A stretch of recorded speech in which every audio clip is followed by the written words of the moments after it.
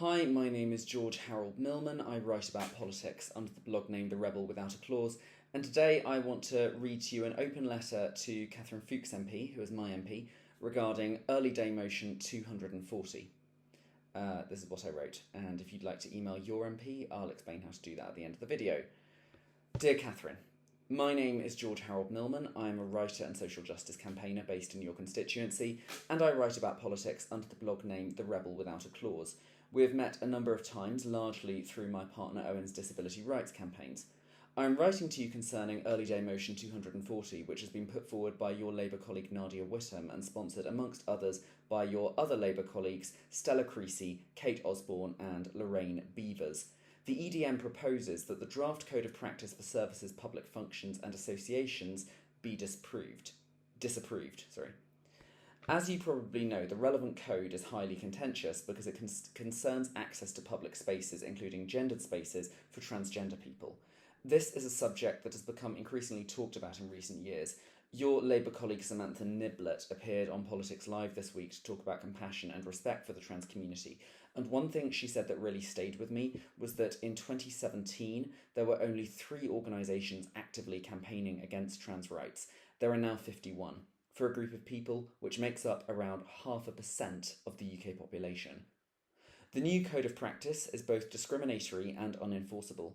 It states that gendered public services such as toilets and changing rooms must be used in accordance with biological sex rather than gender identity. One thing I need to make clear straight away is that biological sex is not something that is all that quantifiable because there are multiple different means of judging biology: chromosomes, hormones, genitalia, primary sex characteristics, secondary sex characteristics, and more besides, and they don't always fit into neat boxes. In fact, most of us don't know all of these things about ourselves. I am a cisgender man in the sense that I was assigned male at birth and never doubted my gender identity, but I don't know if I produce XY chromosomes. As with most people, I've never had any reason to get my chromosomes tested and find out. We cannot quote an accurate figure as to how much of the population is intersex, because many people go through their whole lives without ever knowing this about themselves. All we can know is that it's likely to be far more than we're aware of.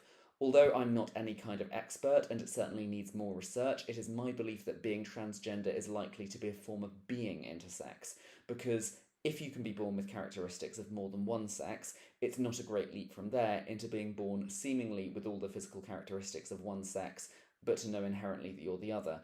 Being transgender is biological, and we cannot and should not use the phrase biological sex to suggest that it isn't. The Code of Practice does not make clear exactly what transgender people who have been using spaces corresponding to their gender forever should do in this situation and what facilities they should use.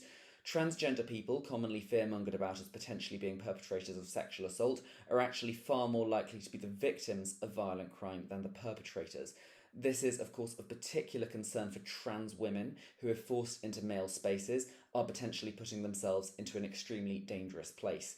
The situation is even more confusing for trans men. Technically, the new guidance says that they should use women's spaces, irrespective of how far through transition they are, and how indistinguishable they are from a cisgender man, which also means a cisgender man could pretend to be a transgender man to gain access to women's spaces, the exact thing the guidance is supposedly to stop them doing. Unofficially, trans men have been advised not to do this, so what exactly is the advice? What are trans men meant to do in these situations? Trans men seem to have been mostly ignored in the whole discussion, which only serves to highlight how flawed the discussion is and how it's focused more on vibe than on actual clear evidence and situational considerations. The code suggests that trans people should ideally use a third space. There are a very high number of problems with this.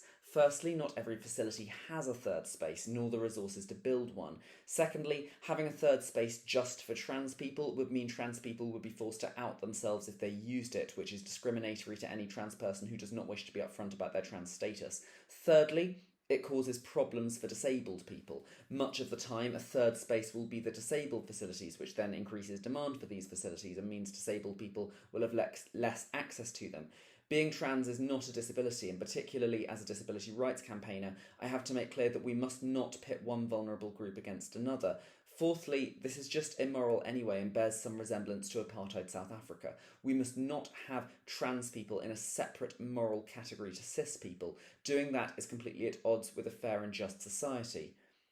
Every year, the International Lesbian, Gay, Bisexual, Trans and Intersex Association, or ILGA, publishes the Rainbow Map, a map of all the countries in the world according to the quality of life for LGBTQ plus people living there.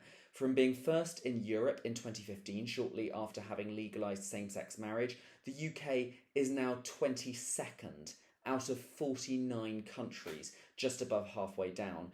As someone in a same-sex relationship, I am dismayed to see us fall so far in such a short space of time. But looking just at the gender recognition category, we're doing even worse. In 2005, we were first in Europe, having just passed the Gender Recognition Act. Socially, public acceptance of trans people had been affirmed quite strongly by the victory of trans woman Nadia Almada on the TV programme Big Brother, which at the time was one of the most watched television programmes in the UK. From having given a trans woman a massive popularity boost 21 years ago and sent a strong message of acceptance to the trans community in the UK, we now place 43rd out of 49 on gender recognition. I think most people would struggle to name 42 European countries, let alone 42 European countries who are more accepting of their transgender communities than we are. My opinion of your parliamentary work since being elected in 2024 has truthfully been mixed. There have been some things I've approved of and some I haven't. However, I have been generally quite optimistic about your position on trans rights. So far, I haven't seen anything from you on this that has given me cause for concern. I've been glad to see you speak up on behalf of the trans community in Monmouthshire in Parliament. Hence why I was hoping to see your name on Early Day Motion 240. At the time of writing, it has 75 signatories, 31 of whom are Labour MPs. I really hope to see your name on it before long. Together we can defeat transphobia and stand up for an increasingly vulnerable and increasingly marginalised community of people, a community that I know you have great compassion for. Thank you for your attention. Best wishes, George Harold Millman. P.S. This is written as an open letter, so I will be publishing it on my blog, The Rebel Without a Clause. I will also publish any response I receive from you, if any. So that's my letter. If you'd like to write a letter to your MP about this, you can do so. It's called Write to Them, the website. So if you just look that up and type in your postcode, you can find out who your MP is if you don't already know.